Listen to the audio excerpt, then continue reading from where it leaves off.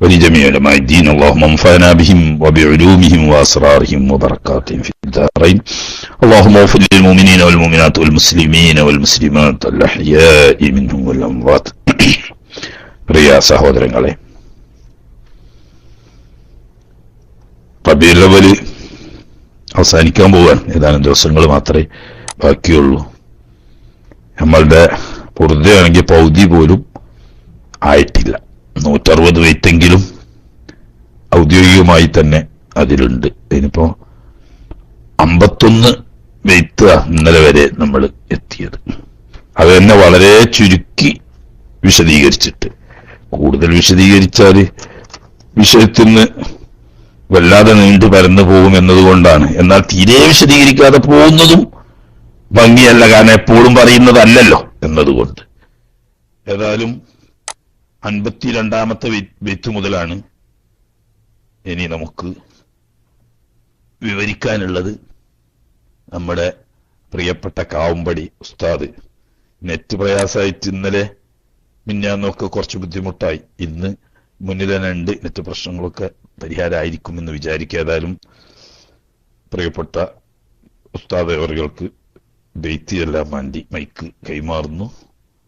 അല്ലാഹു തആല ബർക്കത്ത് ചെയ്യുമാറാകട്ടെ. وعليكم السلام ورحمة الله. السلام عليكم ورحمة الله وبركاته. مولاي صل وسلم دائما أبدا على حبيبك خير الخلق كلهم وكل آي أتى الرسل الكرام بها فإنما اتصلت من نوره بهم فإنه الشمس فاضل هم كواكبها يظهرن أنوارها للناس في الظلم أكرم بخلق نبي ينزانه خلقون بالحسن مشتملين بالبشر متسمين كالزهر في ترفين والبدر في شرفين والبحر في كرمين والدهر في هممين كأنه وهو فرد من جلالته في عسكر حين تلقاه وفي حشم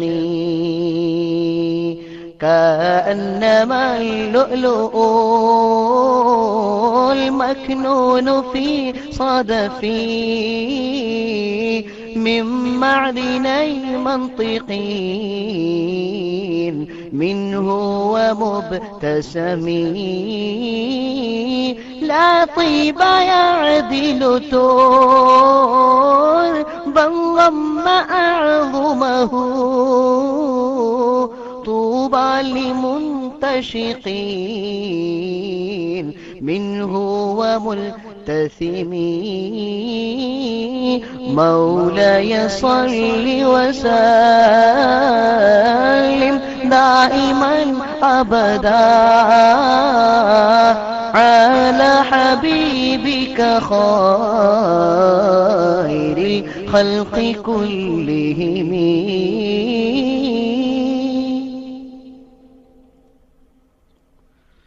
يميكوتو إن شاء الله. السلام عليكم ورحمة الله.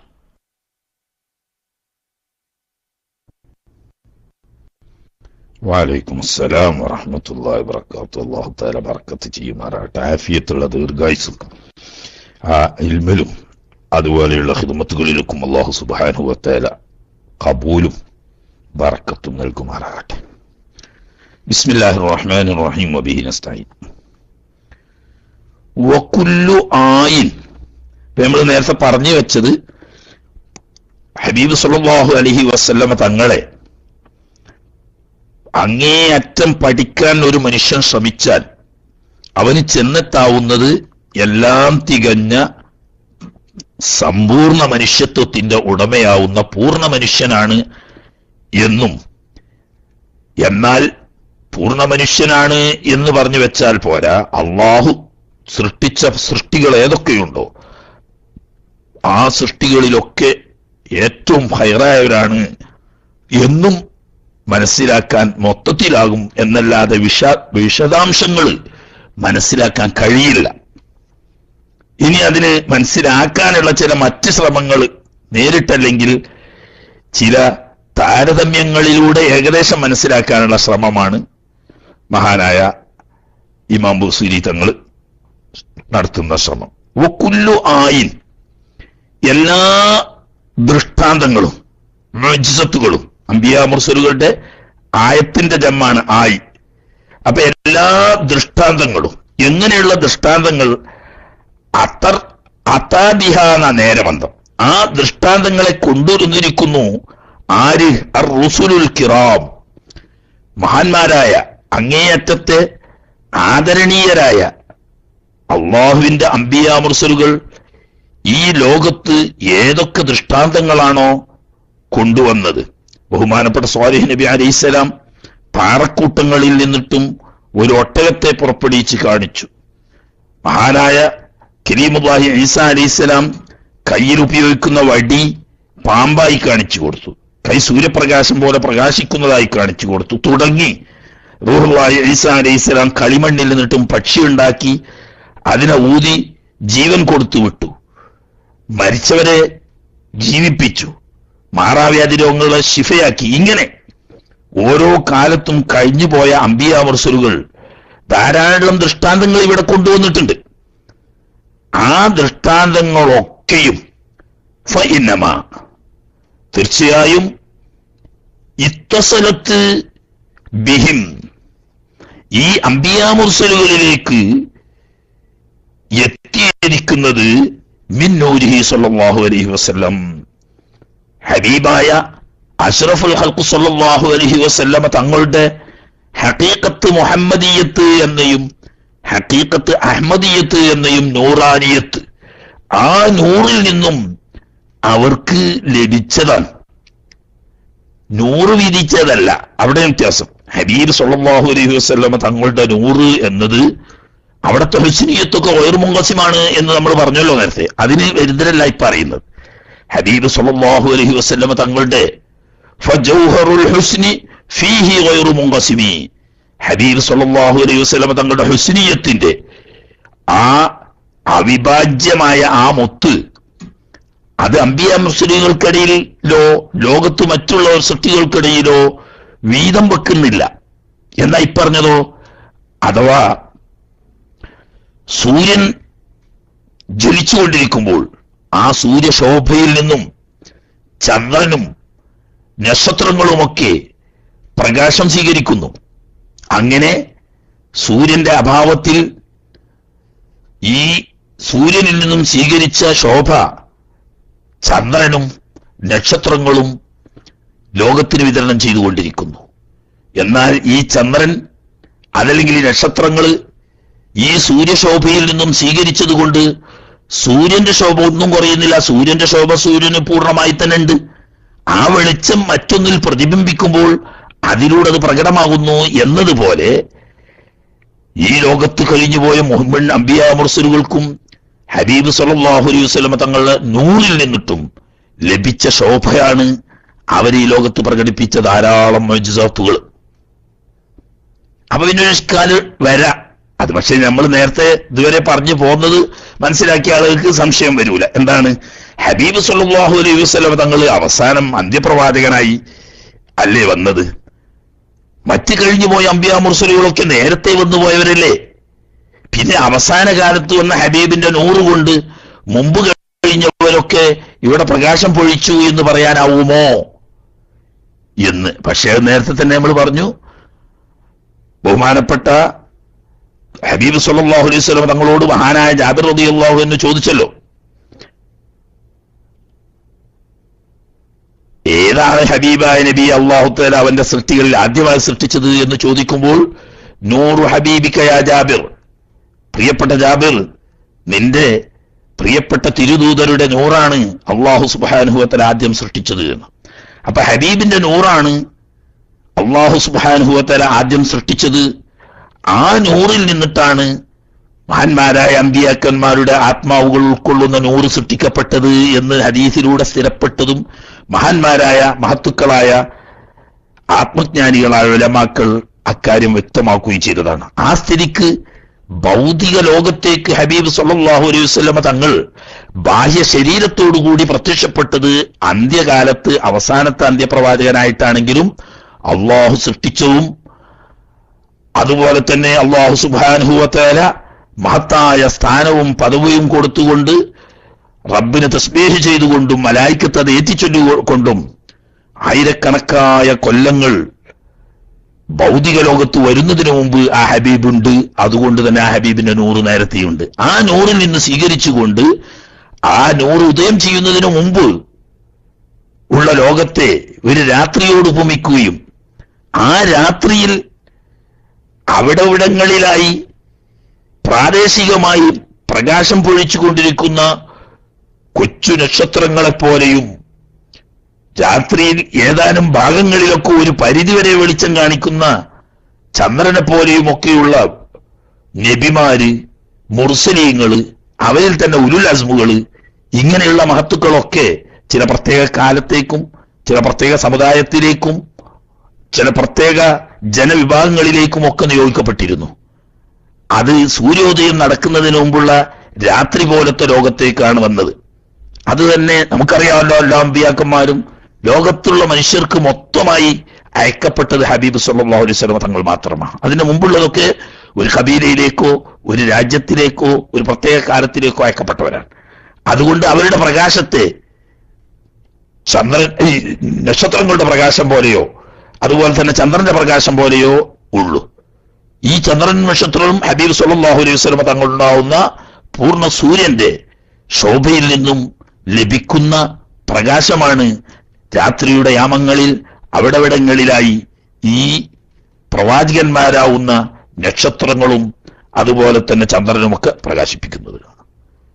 അപ്പൊ വാക്കിന്റെ അർത്ഥം കൂടി പറഞ്ഞ കുല്ലു ആയി എന്ന് പറഞ്ഞ എല്ലാ ദൃഷ്ടാന്തങ്ങൾ, ആയത്തിന്റെ ജമ്മ് എങ്ങനത്തെ ദൃഷ്ടാന്തങ്ങളാണ് അത്ത ബിഹ, ആ ദൃഷ്ടാന്തങ്ങളെ കൊണ്ടുവന്നിരിക്കുന്നു അർ റുസുലുൽ കിറാം, ആദരണീയരായ മുർസലീങ്ങൾ ഈ ലോകത്ത് കൊണ്ടുവന്നിരിക്കുന്നു. അങ്ങനെയുള്ള എല്ലാ ദൃഷ്ടാന്തങ്ങളുമാവുന്നത് ഫൈന്ന മത്തസലത്ത് ബിഹിം,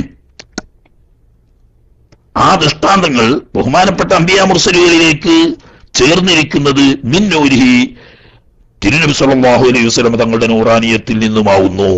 അപ്പോൾ ലോകത്തുള്ള ഹിദായത്തിന്റെ വെളിച്ചം മുഴുവനും അല്ലാഹു സുബ്ഹാനഹു വ തആല ഹബീബിലൂടെയാണ് ഈ ലോകത്ത് വിതരണം ചെയ്തത്. അപ്പൊ ഇതിനുള്ള ഒരു ഉദാഹരണം പറഞ്ഞാൽ ഫഇന്നഹു ശംസു ഫളിൻഹും കവാകിബുഹാ യുദ്ഹിർന അൻവാറഹാ ലിന്നാസി ഫിൽ ളുലമീൻ.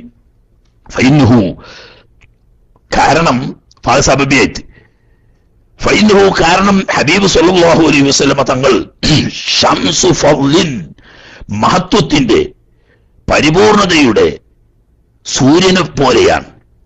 അവിടുന്ന് ഫളിന്റെ മഹത്വത്തിന്റെ സൂര്യനാണ്. ഹും, ഈ അംബിയാ മുർസലുകളൊക്കെയാണെങ്കിലോ കവാകിബുഹ, ഈ സൂര്യന് ചുറ്റുമുള്ള നക്ഷത്രങ്ങൾക്ക് തുല്യവും ആണ്. എന്താണ് ഈ നക്ഷത്രങ്ങളുടെ ധർമ്മം? യുദ്ഹിർന, ആ നക്ഷത്രങ്ങൾ വെളിപ്പെടുത്തും അൻവാറഹ, ആ സൂര്യന്റെ നൂറാനിയത്ത്. ചിലര് അൻവാറഹ എന്ന് പറഞ്ഞാൽ കൗക്കബിലേക്ക് മടക്കിയുണ്ട്, പക്ഷെ അതിനെക്കാട്ടിലും നല്ലത് അൻവാറഹ എന്ന് പറഞ്ഞാൽ ശംസിലേക്ക് മടക്കലാണ്. കാരണം സൂര്യന്റെതാണ് യഥാർത്ഥത്തിൽ പ്രകാശം. ആ സൂര്യന്റെ പ്രകാശത്തെ ഈ കൗക്കബുകൾ വെളിപ്പെടുത്തുകയാണ്. ആർക്ക്? ലിന്നാസ്, ലോകത്തുള്ള ജനങ്ങൾക്ക് ഈ സൂര്യന്റെ വെളിച്ചം, ശോഭയെ ഈ കൗക്കബുകൾ, നക്ഷത്രങ്ങൾ വെളിപ്പെടുത്തുകയാണ്. ലിന്നാസി, മനുഷ്യർക്ക്. എവിടെ? ഫിദ്ദുലമി, ഇരുട്ടിൽ, സൂര്യൻ ഉദിക്കുന്നതിന് മുമ്പ് എന്നർത്ഥം. സൂര്യൻ ഉദിച്ചു കഴിഞ്ഞാൽ പിന്നെ നക്ഷത്രങ്ങളുടെ, ചന്ദ്രൻ ഉൾപ്പെടെയുള്ള എല്ലാ നക്ഷത്രങ്ങളുടെയും ശോഭ അപ്രത്യക്ഷമായി. പിന്നീട് അത് തെളിഞ്ഞു കാണില്ല, അതിന്റെ ആവശ്യവും വരുന്നില്ല എന്നതുപോലെയാണ് ഹബീബ് സല്ലല്ലാഹു അലൈഹി വസല്ലം തങ്ങളുടെ ആഗമനത്തോടുകൂടി മുമ്പ് കഴിഞ്ഞുപോയ അംബിയാ മുർസലുകൾ ഈ ലോകത്ത് പ്രബോധനം ചെയ്ത ശരീഅത്തുകളെല്ലാം ദുർബലമാക്കപ്പെട്ടു. അവർ കൊണ്ടുവന്ന കിതാബുകളെല്ലാം അതും ദുർബലമാക്കപ്പെട്ടു. അത് തെറ്റായത് കൊണ്ടല്ല, അല്ലെങ്കിൽ പോരാത്തരങ്ങളുള്ളത് കൊണ്ടുമല്ല, അവയുടെ പ്രസക്തി അത്രയേ ഉള്ളൂ. കാരണം രാത്രിയിലാണല്ലോ ചന്ദ്രൻ ഉദിക്കുന്നതും നക്ഷത്രം വെളിവാകുന്നതുമൊക്കെ. പകൽ ഈ നക്ഷത്രങ്ങൾ ഉണ്ടെങ്കിൽ പോലും അതിന് യാതൊരു വെളിച്ചവും പ്രകാശവുമില്ല. അതുകൊണ്ടാണ് ഹബീബ് സല്ലല്ലാഹു അലൈഹി വസല്ലം തങ്ങൾ ഒരു ഹദീസിൽ പറയുന്നത് കാണാം, ലൗ കാന മൂസ ഹയ്യൻ ലമാ വസിഅഹു ഇല്ല തിബാഇ. കലീമുല്ലാഹി മൂസ അലൈഹിസ്സലാം തന്നെ ഇന്ന് ജീവിച്ചിരിപ്പുണ്ടെങ്കിൽ തൗറാത്ത് പാരായണം ചെയ്തുകൊണ്ട് ജനങ്ങളെ പ്രബോധനം ചെയ്യേണ്ട ഡ്യൂട്ടി മഹാനായ കലീമുല്ലാഹി മൂസാ നബി അലൈഹി ഇസ്ലാമിന് ഇന്നുണ്ടാവില്ല. മറിച്ച് ലമാ വസിഅഹു ഇല്ല തിബാഇ, എന്റെ പ്രബോധന കാലഘട്ടത്തിൽ കലീമായ മൂസാ അലൈഹി ഇസ്ലാമോ റൂഹുല്ലാഹി ഈസാ അലൈഹി ഇസ്ലാമോ ആരിവിടെ ഭൗതിക ലോകത്ത് ജീവിച്ചിരിക്കുകയാണെങ്കിലും അവരൊക്കെ എന്റെ ഉമ്മത്തുകളിൽപ്പെട്ട എന്റെ സഹായികളായ ആളുകളായി ജീവിക്കുകയല്ലാതെ അവരുടേതായ കിതാബോ അവരുടെ ശരീഅത്തോ പ്രസക്തി നഷ്ടപ്പെട്ടിരിക്കുന്നു. ഇത് പറയുമ്പോൾ നമ്മൾ പ്രത്യേകം ശ്രദ്ധിക്കേണ്ടത് അത് തെറ്റാണ് എന്നർത്ഥത്തിനല്ല, മറിച്ച് 1ാം ക്ലാസ്സിൽ പഠിക്കുന്ന ഒരു കുട്ടി, ആ കുട്ടിക്ക് ആ 1ാം ക്ലാസ്സിലേക്ക് ആവശ്യമാവുന്ന ടെക്സ്റ്റ് ബുക്കുകൾ നമ്മൾ കൊടുക്കുന്നു. ആ കുട്ടി 2ാം ക്ലാസ്സിലേക്ക് പ്രൊമോഷൻ ലഭിച്ചു കഴിഞ്ഞാൽ പിന്നീട് ആ കുട്ടിക്ക് പഠിക്കാൻ ആ 1ാം ക്ലാസ്സിലെ ടെക്സ്റ്റ് ബുക്കുകൾ പോരാ. അത് 1ാം ക്ലാസ്സിലെ ബുക്ക് തെറ്റാണെന്ന് അതിന് അർത്ഥമില്ലല്ലോ. അതിന്റെ കാലം കഴിഞ്ഞു, ഇനി 2ാം ക്ലാസ്സിലേക്ക് വേറെ വേണം. അങ്ങനെ ഓരോ ക്ലാസ്സും പടിപടിയായി പോയി കുട്ടി 10ാം ക്ലാസ്സിലെത്തി. സ്കൂൾ വിദ്യാഭ്യാസത്തിന്റെ ഫൈനൽ ഇപ്പൊ 12ാം ക്ലാസ്സായി, ഏതായാലും ആട്ടെ. അങ്ങനെ 10ാം ക്ലാസ് പഠിക്കുന്ന ഒരു കുട്ടി എന്തു ചെയ്യുന്നു? 1ാം ക്ലാസ്സിലെ അല്ലെങ്കിൽ 2ാം ക്ലാസ്സിലെ അല്ലെങ്കിൽ 3ാം ക്ലാസ്സിലെ അല്ലെങ്കിൽ 4ാം ക്ലാസ്സിലെ ടെക്സ്റ്റ് ബുക്കുകൾ കൊണ്ടുവരുന്നു. അപ്പൊ അധ്യാപകന്മാര് പറഞ്ഞു, മോനെ അല്ലെങ്കിൽ മോളെ ഇത് പറ്റൂല, ഇത് അപ്രസക്തമാണ്, ഇതിന്റെ പരിധി കഴിഞ്ഞുപോയി, നീ ഇപ്പോൾ SSLCക്കാ പഠിക്കുന്നത്, ഇവിടെ പഠിക്കേണ്ട ടെസ്റ്റ് ഇവിടെ പഠിക്കണം, മുമ്പുള്ളത് ഇനി പറ്റില്ല എന്ന് പറയുന്നത് പോലെയാണ്. മുമ്പ് കഴിഞ്ഞുപോയ അമ്പിയാക്കന്മാരുടെ ശരീഅത്തോ അവർ കൊണ്ടുവന്ന കിതാബുകളോ ഒന്നും തെറ്റാണെന്നുള്ള അർത്ഥത്തിനല്ല. അതൊക്കെ വളരെ സത്യവും സമ്പൂർണങ്ങളും മഹത്തരങ്ങളും തന്നെ. പക്ഷേ അത് കാലത്തേക്ക് മാത്രമായിരുന്നു. സൂര്യൻ ഉദിച്ചു കഴിഞ്ഞാൽ പിന്നെ നക്ഷത്രത്തിനും ചന്ദ്രനും പ്രസക്തിയില്ലാത്തതുപോലെ ഹബീബ് സല്ലല്ലാഹു അലൈഹി വസല്ലം തങ്ങൾ സമ്പൂർണതയുടെ പരിപൂർണതയുടെ സൂര്യനാണ്. ആ സൂര്യൻ വരുന്നതിന് മുമ്പ് സൂര്യനിൽ നിന്നിട്ട് സ്വീകരിച്ച പ്രകാശം രാത്രിയുടെ യാമങ്ങളിൽ അവ ഇവിടെ പ്രസരിപ്പിച്ചുകൊണ്ടിരിക്കുന്നു. എന്നാൽ സൂര്യോദയം നടന്നാലോ കഴിഞ്ഞു എന്നതുപോലെയാണ്. അപ്പൊ ഫൈനഹു സല്ലല്ലാഹു അലൈഹി വസല്ലം തങ്ങൾ ശംസു ഫൗലിൻ, സമ്പൂർണതയുടെ മഹത്വത്തിന്റെ സൂര്യനെ പോലെയാണ്.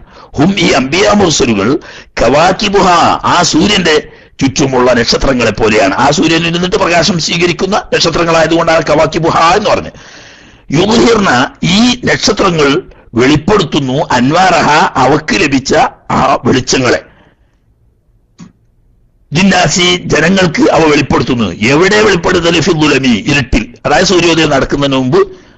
അത്രയുള്ളൂ. അതുകൊണ്ടാണ് ഹബീബ് സല്ലല്ലാഹു അലൈഹി വസല്ലം തങ്ങളിൽ നൂറിൽ നിന്നിട്ടും അവർക്ക് ലഭിച്ചതാണ് അവർ കൊണ്ടുവന്ന എല്ലാ ദൃഷ്ടാന്തങ്ങളും എന്ന് നേരത്തെ പറഞ്ഞത്. അതിനൊരു തെളിവ് പോലെയാണ് 2ാമത്തെ ബൈത്ത്. ആട്ടെ, പരമാവധി വിശദീകരണം ചുരുക്കാൻ അത് എവിടെ എത്തൂല. അതുകൊണ്ടാ അക്രിം ബിഖൽഖി നബിയിൻ സാനഹു ഖുലുഖു ബിൽഹുസ്നി മുസ്തമിലിൻ ബിൽബിശ്രി മുത്തസിമി. ഇനി ഒരു അത്ഭുത പ്രകടിപ്പിക്കാം. ഒരു കാര്യത്തിൽ തഅജ്ജുബ് ചെയ്യൽ എങ്ങനെയാണ്, അതിന്റെ യാഥാർത്ഥ്യം എന്താണ് എന്ന് ഗ്രഹിക്കാൻ പ്രയാസമാകുന്ന വളരെ കൗതുകകരവും ആശ്ചര്യകരവുമായ കാര്യങ്ങൾ ഉണ്ടാവുമ്പോഴാണല്ലോ അത്ഭുതം പ്രകടിപ്പിക്കുക എന്ന് പറയുന്നത്. അതുപോലെ ഹബീബ് സല്ലല്ലാഹു അലൈഹി വസല്ലം തങ്ങളുടെ സ്വഭാവവും അതോടുകൂടി തന്നെ അവിടുത്തെ ശരീരവും രണ്ടും അത്ഭുതപ്പെടുത്തുന്നതാണ്. അതാണ് അക്രിം ബി ഖൽഖി നബിയിൻ, ഹബീബായ തിരുനബി സല്ലല്ലാഹു അലൈഹി വസല്ലം തങ്ങളുടെ ആ തിരുശരീരം, അവിടുത്തെ ആ സൃഷ്ടിപ്പ് എന്തുമാത്രം ആദരണീയം. തഹജ്ജുദിന്റെ 2 സീഗയാണല്ലോ സാധാരണ നമ്മൾ നബിന്റെ കിതാബ് ഓതുമ്പോൾ മുത്തഅല്ലിമീങ്ങൾക്കൊക്കെ അറിയുന്ന, സാധാരണക്കാർക്ക് ചിലപ്പോൾ നബി അറിയാത്തവർക്ക് അവർക്ക് എന്താണ് ഇപ്പൊ അത് അക്രിം എന്ന് പറഞ്ഞാൽ അമ്രല്ലേ, എന്നിട്ട് പിന്നെ എന്താണ് അത്ഭുത ചിഹ്നം. മാ അഫ്അലിയും അഫ്ഇൽ ബിഹിയും ആണല്ലോ തഹജ്ജുദിന്റെ സീഗ. അതിൽപ്പെട്ട ആ 2ാമത്തെ സീഗാവുന്ന അഫ്ഇൽ ബിഹി ആണ് അക്രിം ബി ഖൽഖ്. മഹാനായ തിരുനബി സല്ലല്ലാഹു അലൈഹി വസല്ലം തങ്ങളുടെ ആ സൃഷ്ടിപ്പ് എന്തുമാത്രം ആശ്ചര്യകരം, അത്ഭുതകരം. എങ്ങനെയുള്ള സൃഷ്ടിപ്പാണ്? സാനഹു, അതിനെ ഭംഗിയാക്കിയിരിക്കുന്നു.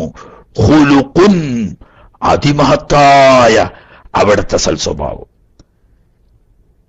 പഞ്ചാരക്കുന്നുമൽ തേമായ പെയ്തതുപോലെ എന്ന് പറയുന്നത് പോലെ അവിടുത്തെ സൃഷ്ടിപ്പ് തന്നെ എന്തുമാത്രം ആശ്ചര്യകരമാണ് എന്ന് ഊഹിക്കാൻ പോലും കഴിയാത്ത അത്രയും ആശ്ചര്യകരമാണ് അവിടുത്തെ സൃഷ്ടിപ്പ് തന്നെ. അങ്ങനെയുള്ള അത്യാകർഷവും ആശ്ചര്യകരവുമായ ആ സമ്പൂർണത നിറഞ്ഞ സൃഷ്ടിപ്പിന്റെ പുറമെ അതിന് മഹത്തായ സ്വഭാവ ഗുണം കൊണ്ടിട്ട് ഭംഗിയാക്കപ്പെടുകയും കൂടി ചെയ്തപ്പോൾ എന്താണ് ഇപ്പൊ അതിന്റെ അത്ഭുതം? പറയാൻ കഴിയില്ല. എങ്ങനെയുള്ള ഖുൽഖും ഹൽഖുമാണ്? ബിൽ ഹുസ്നി മുഷ്തമിലിൻ, ഹുസ്നിയത്ത് എന്ന് പറയുന്ന, അതൊക്കെ വിശദീകരിച്ച് മുമ്പ് ഒരിക്കൽ കുറച്ചൊക്കെ പറഞ്ഞതാണ്. ഇനി സമയപരിമിതി കണക്കിലെടുത്തുകൊണ്ട് കുറക്കുകയുമാണ്. ഹുസ്നിയത്ത് അത് ഇൽമു കൊണ്ടാവാം, സൽസ്വഭാവം കൊണ്ടാവാം, സൽക്രമം കൊണ്ടാവാം, പരോപകാരം കൊണ്ടാവാം, ശരീരഭംഗി കൊണ്ടാവാം, എല്ലാം ആവാം. കമാലിയത്തായി കണക്കാക്കപ്പെടുന്നതെല്ലാം ഹുസ്ന. അങ്ങനെ ആ ഹുസ്നിയത്ത് കൊണ്ട് ചുറ്റപ്പെട്ടത് എന്ന് പറഞ്ഞാൽ ആ ഹുസ്നിയത്ത് പൂർണ്ണമായി വലയം ചെയ്യപ്പെട്ടു. അതോടുകൂടി ബിൽ ബിശിരി മുത്തസിബിൻ, സന്തോഷം കൊണ്ട്, ആനന്ദം കൊണ്ട്, അതാ മുഖപ്രസന്നതയാണ് അവിടെ ഉദ്ദേശിക്കപ്പെടുന്നത്.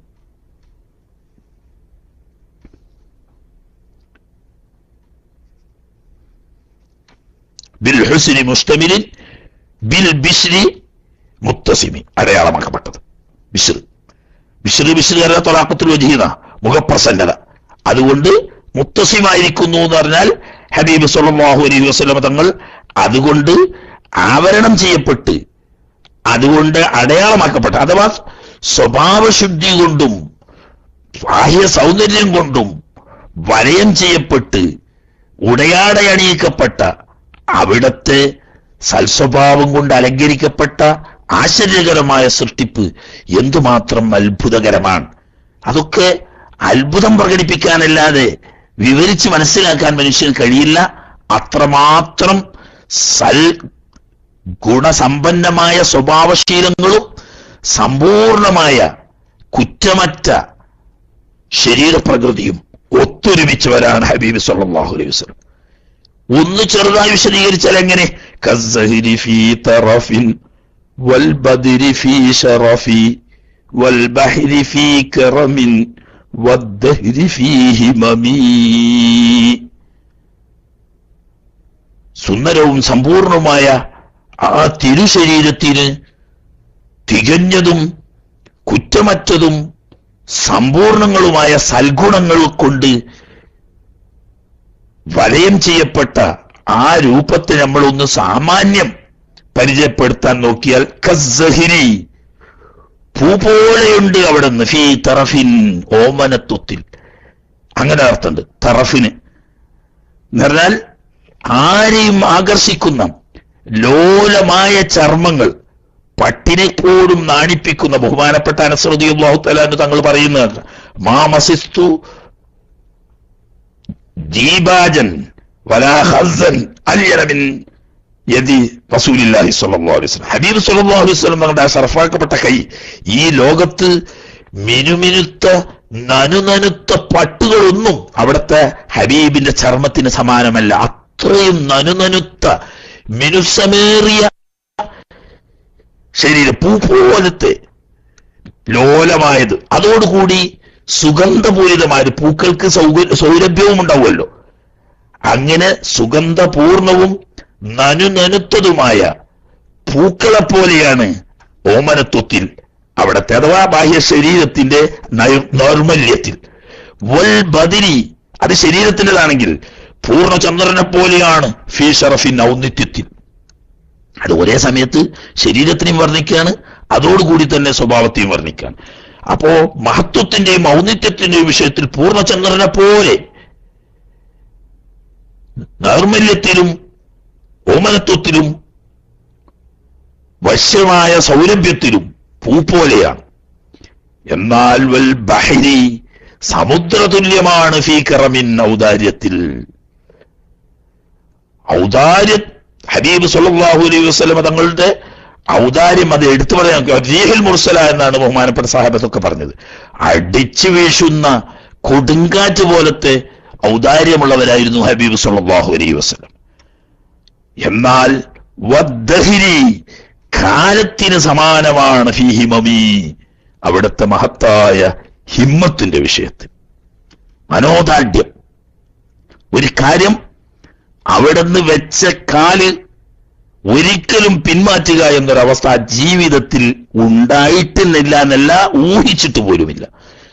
ഒരു നല്ല കാര്യത്തിലേക്ക് തീരുമാനമെടുത്തുകൊണ്ട് വെച്ച കാല് പിന്നോട്ട് മാറ്റുന്നത് പോയിട്ട് ശങ്കയോടുകൂടി പിന്നോട്ട് മാറ്റണമോ എന്ന് ശങ്കിക്കുന്നൊരവസ്ഥ പോലും ഉണ്ടായിട്ടില്ല. സാധാരണ അറബികൾ പറയുന്ന മനോദാർഢ്യത്തിന് പറയുന്ന ഒരു ഉപമയാണ് കാലത്തെ പോലെ എന്ന് പറഞ്ഞാൽ ഇപ്പൊ എങ്ങനെ ഇപ്പൊ പരിചയപ്പെടുത്തുക? ഒരു ചെറിയ ഉദാഹരണം പറഞ്ഞുതരാൻ. ഇപ്പോ രാവിലെ ഞങ്ങളവിടെയൊക്കെ സൂര്യൻ ഉദിക്കുന്നത് 6:59.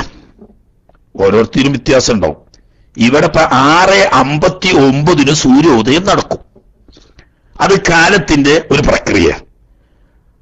അപ്പോ ഇന്ന് 6:59 സൂര്യോദിക്കാൻ പാടില്ല, പിന്നെ 7:30 ഇന്ന് സൂര്യോദിക്കാൻ പാടുള്ളൂ. അതല്ലെങ്കിൽ 6:59 ഉദിച്ചാ പോരാ, 6:30 സൂര്യൻ ഉദിക്കണം എന്ന് തീരുമാനിച്ചു ഐക്യരാഷ്ട്രസഭ. ഇതിനെതിരിൽ നീങ്ങുകയാണെങ്കിൽ അതിനെ പ്രതിരോധിക്കാൻ അമേരിക്കൻ ഐക്യനാടുകൾ മാത്രമല്ല, ഐക്യരാഷ്ട്രസഭ മുഴുവനും, അതിൽ അംഗരാഷ്ട്രങ്ങളുടെ മുഴുവൻ സൈനിക ബലവും ആയുധ ബലവും സാമ്പത്തിക ശേഷിയും മനുഷ്യശക്തിയും എല്ലാം സംഭരിച്ചു ഒരുങ്ങിങ്ങനെ നിന്നു. എന്തിന്? 6:59 സൂര്യോദിക്കാൻ പറ്റൂല എന്ന് പറഞ്ഞിട്ട്. ഈ ഒരുങ്ങി നിന്നോലെ ഒരുങ്ങി നിൽക്കാന്നല്ലാതെ 6:59 ഉദിക്കുന്ന സൂര്യൻ 6:59 സെക്കൻഡിലേക്ക് മാറൂല. ആ 6:59 എന്നെ ഉദിക്കും. അതാണ് ദഹ്റിന്റെ ഹിമ്മത്ത് എന്ന് പറയണതാ. അത് കണ്ടത് കൂട്ടുന്നർത്ഥം. അതിനെതിരിൽ ഈ ലോകത്ത് മശീഖ് മഗ്രിബിടയിലുള്ള മനുഷ്യനും ജിന്നുകളും അവർക്ക് ആവതാവുന്ന മുഴുവൻ ശക്തിയും പ്രയോഗിച്ച് പ്രതിരോധിക്കാൻ ശ്രമിച്ചാലും കാലക്രമം അതിന്റെ ക്രമത്തിൽ അങ്ങനെ സഞ്ചരിച്ചു കൊണ്ടിരിക്കും.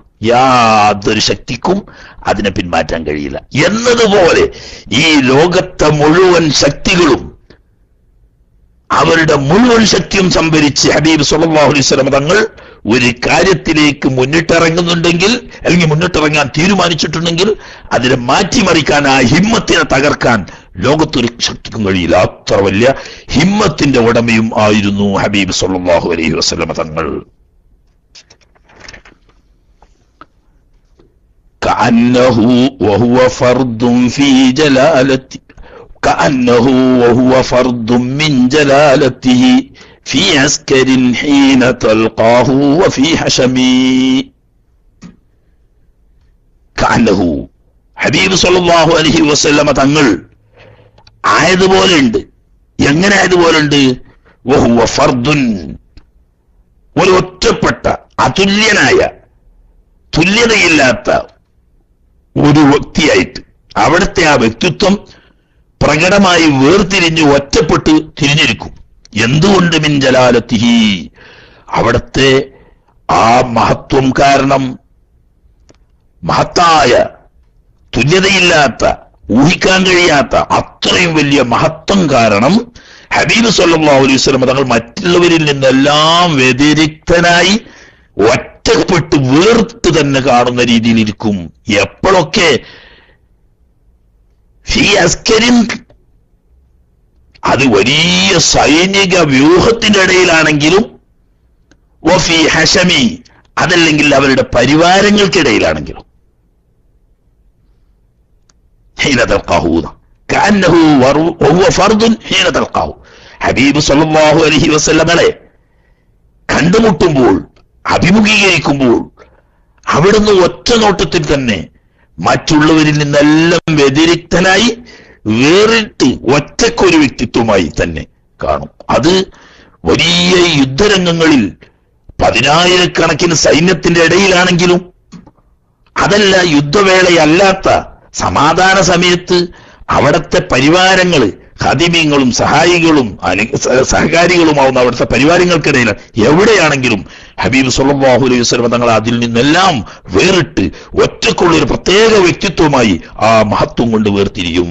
ഹബീബ് സല്ലല്ലാഹു അലൈഹി വസല്ലം തങ്ങളുടെ ശരീരപ്രകൃതിയും അങ്ങനെ തന്നെയാണ്, അവിടുത്തെ മഹത്വവും അങ്ങനെ തന്നെയാണ് എന്ന് പറഞ്ഞാൽ ഹദീസിൽ വളരെ വ്യക്തമായി കാണാവുന്ന ഒരു കാര്യമാണ്. ഹബീബ് സല്ലല്ലാഹു അലൈഹി വസല്ലം തങ്ങളെ ആരുമില്ലാത്ത ഒറ്റക്ക് കണ്ടാൽ, ഒരൊറ്റ മനുഷ്യൻ എന്ന് പറഞ്ഞാൽ വലിയ പൊക്കുള്ള ആളുമല്ല, എന്നാൽ കുറിയ ആളുമല്ല, ഒരൊറ്റ നല്ല സുന്ദരനായ ഒരു മനുഷ്യൻ ഒറ്റക്കാണെങ്കിൽ. അതേ സമയത്ത് ഒരു സംഘം ആളുകളുണ്ട്, വലിയൊരു സംഘം ആളുകൾ, അതിൽ വലിയ മനുഷ്യന്മാരെന്ന് പറയാൻ പറ്റുന്ന ആളുകളുണ്ട്. അക്കൂട്ടത്തിലാണെങ്കിൽ ഹബീബ് സല്ലല്ലാഹു അലൈഹി വസല്ലം തങ്ങളുടെ തലയെടുപ്പ് അവരെ മുകളിലുണ്ടാവും.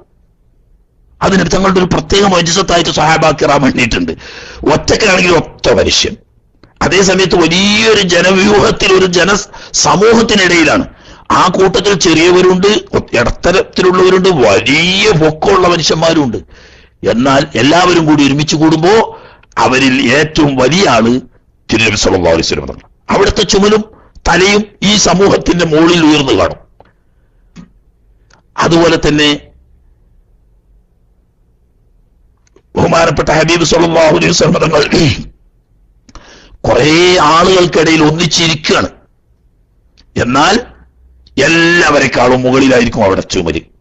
നിൽക്കുകയാണെങ്കിലും ഇരിക്കുകയാണെങ്കിലും ഒരു സമൂഹത്തിലാണെങ്കിൽ അതിൽ നിന്ന് വേറിട്ടുകൊണ്ട് തലയെടുപ്പോടുകൂടി ചുമലുയർത്തി, തലയുയർത്തി ഒറ്റ നോട്ടത്തിൽ തന്നെ ആരാണത് എന്ന് എല്ലാവരും ശ്രദ്ധിക്കുമാർ ഒരു ശരീരപ്രകൃതി തന്നെ ഉണ്ടായിരുന്നു.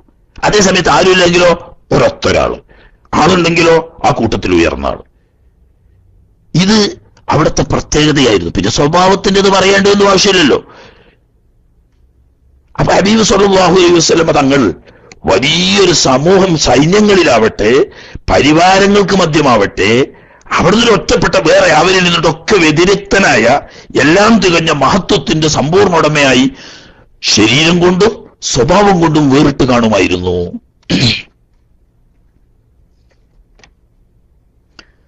മാത്രമല്ല കഅന്നമല്ലുഉലുഉൽ മക്നൂനു ഫീ സദഫി മിമ്മദിനൈ മന്ദിഖിൻ മിൻഹു വമുബ്തസിമി. തശ്ബീഹ് മഖ്ലൂബ എന്ന് പറഞ്ഞാല് സാധാരണ ഈ ഉപമ അലങ്കാരത്തിന് ഉപയോഗിക്കുന്ന അലങ്കാരിക പ്രയോഗമായിട്ട് ഉപമിക്കുമ്പോ മുശബ്ബഹും മുശബ്ബഹു ബിഹിം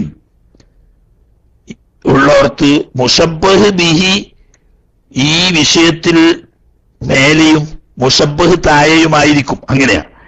ഇത് തല തിരിച്ച് പറയല, അതിനാണ് തശ്ബീഹ് മഖ്ലൂബ് എന്ന് പറയുക. അതാണ് മദ്ഹിൽ ഒന്നുകൂടി കൂടുതൽ വേണ്ടത്.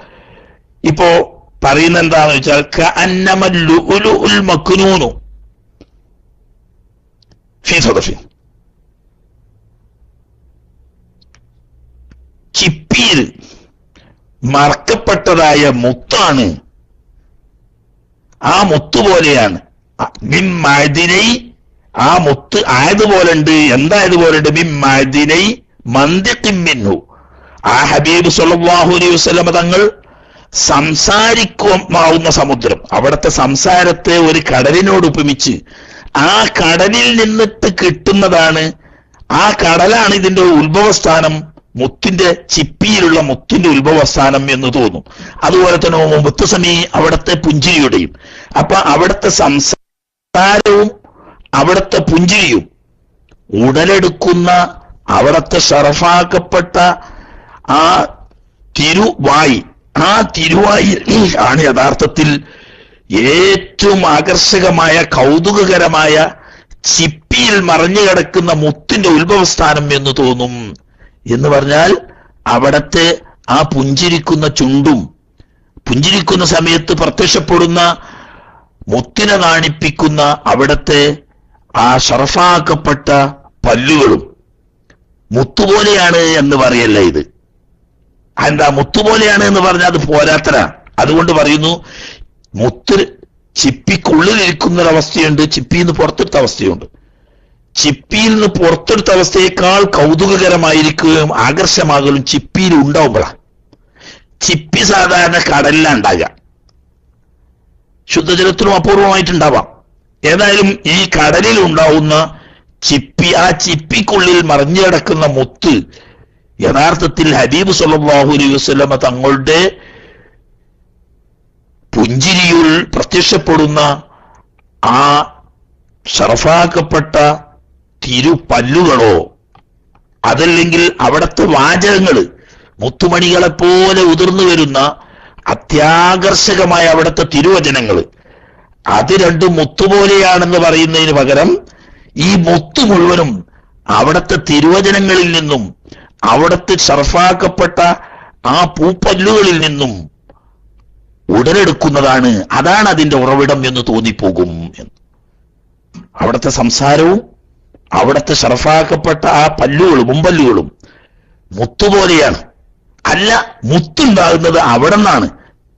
മുത്ത് ഉടലെടുക്കാൻ മാത്രമുള്ള സമുദ്ര സമാനമാണ് കൗതുകത്തിന്റെയും മഹത്വത്തിന്റെയും ആകർഷണയുടെയും വിഷയത്തിൽ അവിടുത്തെ തിരുചുണ്ടും അതുപോലെ തന്നെ അതിൽ നിന്നിട്ട് ഉതിർന്നു വീഴുന്ന ആ തിരുവചനങ്ങളും എന്നർത്ഥം.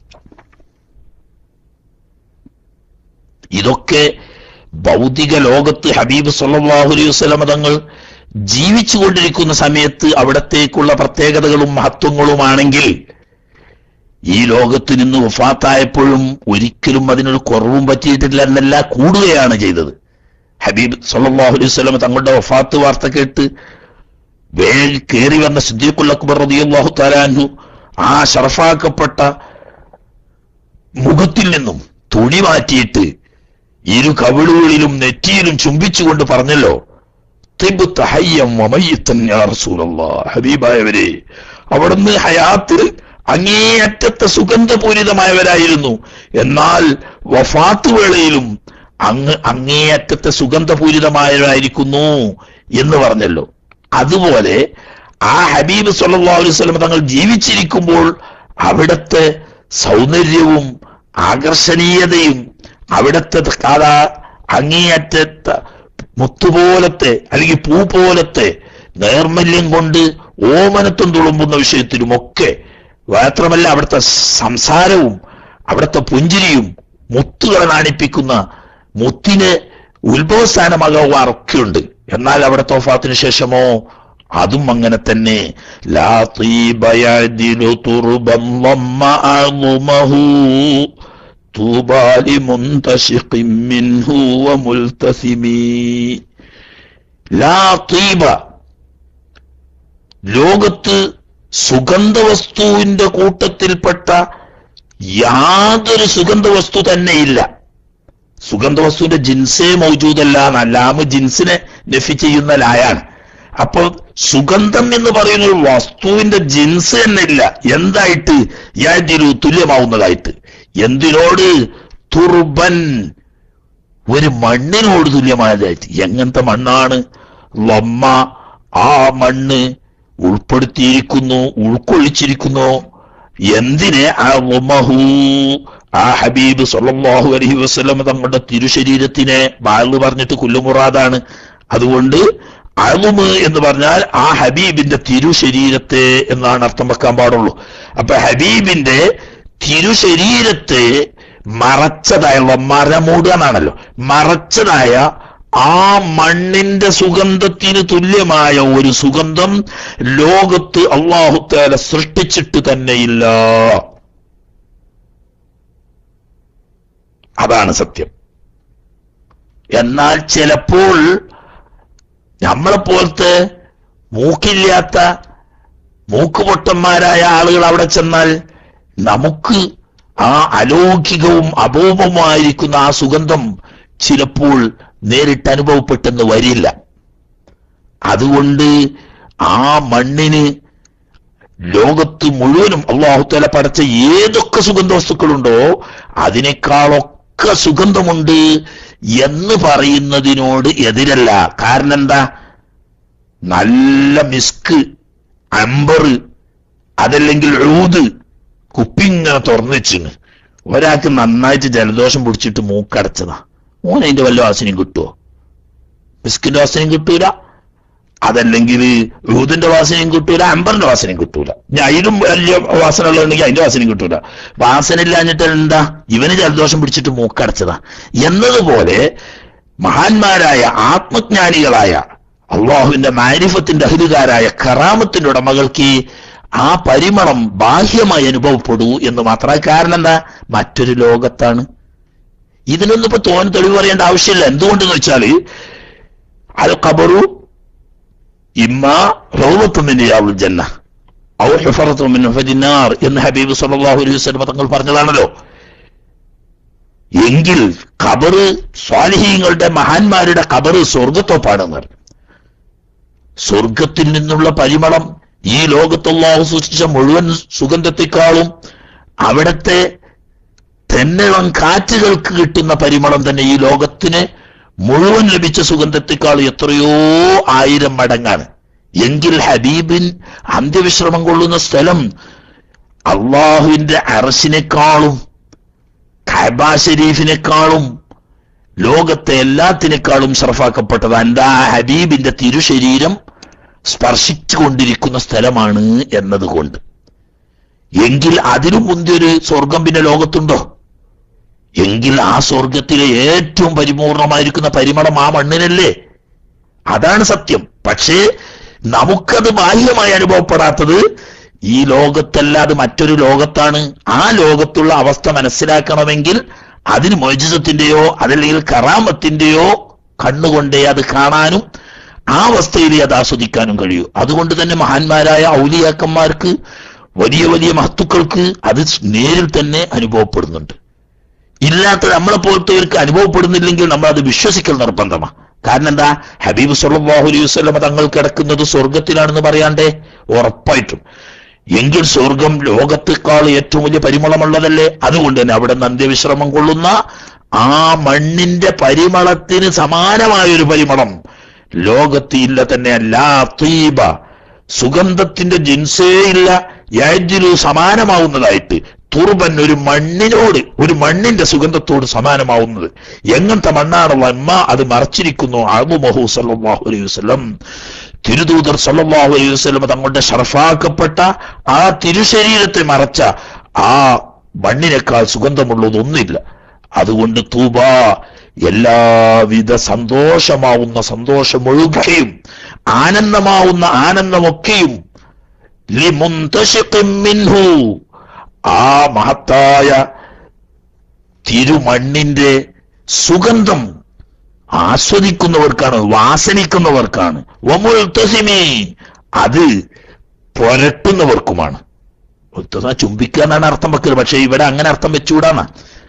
മുൽതസിമുകാരെ ചുണ്ട് വെച്ചിട്ട് ചുംബിക്കുകയാണ്, അത് പാടില്ലല്ലോ. ഹബീബ് സല്ലല്ലാഹു അലൈഹി വസല്ലം തങ്ങളുടെ മഹത്തായ ആ ഖബർ ഷരീഫോ അതിനോട് ബന്ധപ്പെട്ട വസ്തുക്കളോ മുത്താന് പാടില്ല. ബഹുമാനപൂർവ്വം അല്പം അകന്നു നിന്ന് ആദരവോടുകൂടി വീക്ഷിക്കാനല്ലാതെ അതിമേൽ തൊട്ടുമുത്തുക എന്നത് കറാഹത്താണ്. എന്തുകൊണ്ട്? അദബുകേടാണ് എന്നതുകൊണ്ട്. അപ്പൊ ഇവിടെ മുൽത്തസിം എന്ന് പറഞ്ഞാൽ അത്രയും അർത്ഥമുള്ളൂ, പുരട്ടുക എന്നർത്ഥം. ബഹുമാനത്തോടുകൂടി അതിനെ, ആ സുഗന്ധത്തെ പുരട്ടുകയോ ആ സുഗന്ധം ആസ്വദിക്കുകയോ ചെയ്യാൻ ഭാഗ്യം കിട്ടിയവർക്കാണ് സന്തോഷമായ സന്തോഷമൊക്കെ. വേറെ അർത്ഥം തൂബ എന്ന് പറഞ്ഞ സ്വർഗത്തിലുള്ള ഒരു മരാണത്.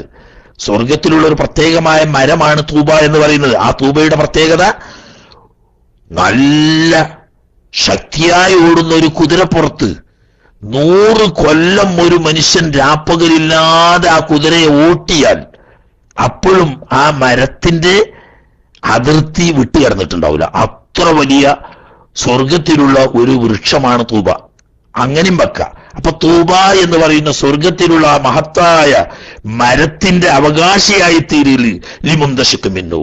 ആ ഹബീബ് സ്വല്ലല്ലാഹു അലൈഹി വസല്ലമ തങ്ങളെ തിരുശരീരം അന്ത്യവിശ്രമം കൊള്ളുന്ന ആ മണ്ണിന്റെ സുഗന്ധം ആസ്വദിച്ചവർക്കും അതിനെ പുരട്ടാൻ ഭാഗ്യം കിട്ടിയവർക്കുമാണ് തൂബ എന്ന് പറയുന്ന സ്വർഗത്തിലെ സൗഭാഗ്യം. അതല്ലെങ്കിൽ സന്തോഷമാവുന്ന മുഴുവൻ സന്തോഷവും ആ മണ്ണിന്റെ പരിമളം ആസ്വദിക്കാൻ കഴിഞ്ഞവർക്കാണ്.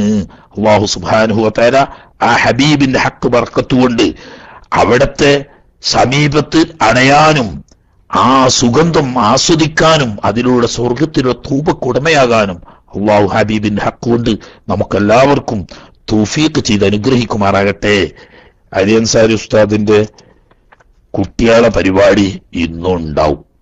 അതുകൊണ്ട് പ്രിയപ്പെട്ട സഹോദരങ്ങളോട് ക്ഷമ ചോദിച്ച് ഇന്നും നീട്ടുന്നില്ല. നാളെയും കൂടി അങ്ങനെ തന്നെ ആയിരിക്കും. ഇന്നലെയും ഇന്നും നാളെയും 3 ദിവസമാണ് നമ്മുടെ പ്രിയപ്പെട്ട അലി അൻസാരി ഉസ്താദിന്റെ നേതൃത്വത്തിൽ നടക്കുന്ന നമ്മുടെ സുന്നി ഗ്ലോബൽ സ്റ്റുഡൻസ് ക്ലാസ് റൂമിന്റെ നബിദിനാഘോഷ പരിപാടി. അതിൽ നമ്മുടെ പ്രിയപ്പെട്ട പിഞ്ചുമക്കളുടെ ആഘോഷ പരിപാടിയുടെ ഭാഗമായി അവരുടെ വിജ്ഞാന പ്രകടന മത്സരങ്ങളാണ്. അത് പാടിയിട്ടും പറഞ്ഞിട്ടും ഓതിയിട്ടും അത് ചൊല്ലിയിട്ടും ബുർദ പാരായണം ചെയ്തിട്ടും ഒക്കെ ഉണ്ട്. അപ്പൊ അത് നമ്മുടേതാണല്ലോ, അതാണല്ലോ നമ്മുടെ ഭാവി ആണ്. നമ്മളെ മക്കള് ഈ ഗൾഫിലുള്ള ആളുകളെ സംബന്ധിച്ച് വലിയൊരു വിഷമം എന്താന്ന് വെച്ചാല്, നാട്ടിലുള്ളതുപോലെ ഹബീബ് സ്വല്ലല്ലാഹു അലൈഹി വസല്ലം തങ്ങളുടെ മൗലിദ് യോഗത്തിൽ ജാഥയായി സ്വലാത്ത് ജാഥ, ദിക്ർ ജാഥ നടത്താനോ അതുപോലെ തന്നെ സ്റ്റേജിൽ അവരുടെ പരിപാടികൾ അവതരിപ്പിക്കാനോ ഒക്കെയുള്ള സൗകര്യങ്ങൾ വളരെ പരിമിതമാണ്. അങ്ങനെ വന്നാൽ നമ്മുടെ കുട്ടികളുടെ കൊച്ചു ബാല്യങ്ങൾക്ക് ആ ഹബീബിനോടുള്ള മഹബത്ത് അവരുടെ കൊച്ചുനാളിൽ തന്നെ അവരുടെ മനസ്സിൽ ആഴ്ന്നിറങ്ങി വളർന്നു വരുമ്പോൾ അതനുസരിച്ച് അത് വികസിച്ചു വരാൻ പറ്റുന്ന നിലക്ക് ആ മഹബത്തിന്റെ വിത്തിടാൻ ഉപകരിക്കുന്ന ഇത്തരം ആഘോഷ പരിപാടികൾക്കൊക്കെ ഒരുപാട് പരിമിതി ഇവിടെയുണ്ട്. ആ പരിമിതിയെ മറികടക്കാൻ അല്ലാഹു സുബ്ഹാനഹു വ തആല തന്ന ഒരു മാർഗാണ് നമ്മുടെ ഈ ഗ്ലോബൽ വോയിസ്, അതുപോലെയുള്ള നമ്മുടെ സുന്നി ക്ലാസ് റൂമുകൾ. അവരുടെ സന്തോഷം, ഹബീബിനോടുള്ള മഹബത്തിന്റെ വിത്തിടൽ അവരുടെ ഹൃദയത്തിൽ ഇങ്ങനെയുള്ള പരിപാടികളിലൂടെയാണ് നടത്തേണ്ടത്. അങ്ങനെ അവരുടെ കൽബിൽ നമ്മൾ ആ വിത്ത്, ആ മഹബത്തിന്റെ, ആ സ്നേഹത്തിന്റെ, ആ കാരുണ്യത്തിന്റെ വിത്തിട്ട് കൊടുക്കുക. അത് കുട്ടികൾ വളരുന്നതിനനുസരിച്ച് വളർന്നു വരട്ടെ. അങ്ങനെ റസൂലുള്ളാഹി സ്വല്ലല്ലാഹു അലൈഹി വസല്ലം തങ്ങളെ മഹബത്ത് വെക്കുന്ന മുഹിബ്ബുകളായി നമ്മുടെ മക്കള് വളർന്നു വരാൻ സഹായിക്കുക. അപ്പൊ അതിനു വേണ്ടിയിട്ടുള്ള വലിയ ശ്രമം ബഹുമാനപ്പെട്ട നമ്മളെ അലി അൻസാരി ഉസ്താദും ആ മദ്രസയുടെ മറ്റ് സഹകാരികളും ആ കുട്ടികളും രക്ഷിതാക്കളും ഒക്കെ ചെയ്തപ്പം അതിനെ പ്രോത്സാഹിപ്പിക്കൽ നമ്മുടെ ഒക്കെ കടമയാണ്. അതുകൊണ്ട് ഇന്നും നാളെയും കൂടി ഇൻഷാ അല്ലാഹ് 2:30 കൂടി തന്നെ നമ്മുടെ പരിപാടി നിർത്തി കുട്ടികളെ പരിപാടിയിൽ നമ്മളും കൂടി പങ്കെടുക്കേണ്ടതുള്ളത് കൊണ്ട് തൽക്കാലം ഇവിടെ നിർത്തുകയാണ്.